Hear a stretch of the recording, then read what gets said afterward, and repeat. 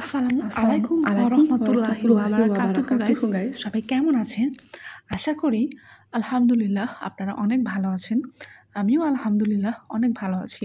তো আজকের ভিডিওটি আমি করছি রাস্তাটা আর্ট নিয়ে।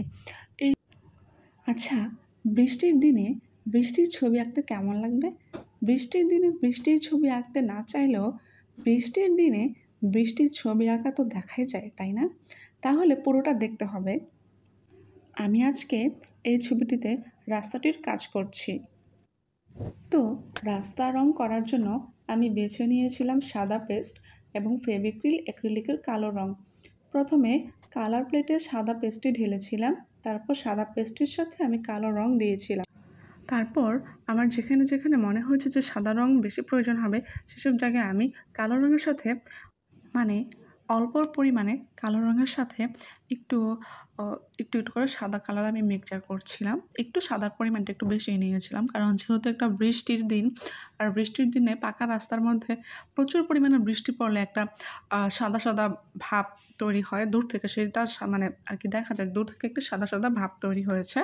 তো সেটার ফিল আনার জন্য আমি এখানে প্রচুর পরিমাণে সাদা কালার ব্যবহার করেছি কালো রঙের তুলনায়। তো দেখতে পাচ্ছেন আমি কাছের দৃশ্যটাতে মানে কাছের রাস্তাটাতে আমি বেশি কাজ করছি না।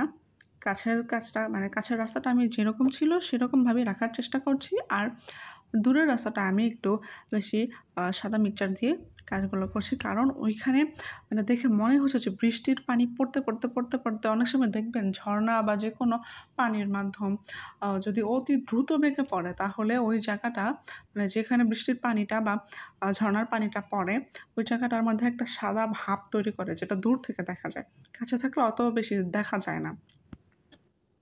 তো আমি চিত্রের মাঝে সেই চিত্রটি আমি দেখানোর চেষ্টা করছি বা সেই অনুভূতিটাই আমি দেখানোর চেষ্টা করছি। বৃষ্টির দিনে অনেকের গান পছন্দ হয়, অনেকের পছন্দের ছবি দেখতে মানে মুভি দেখতে ইচ্ছা করে। বৃষ্টির দিনে আপনাদের পছন্দের কাজ কি সেটা অবশ্যই আমাকে জানাতে ভুলবেন না।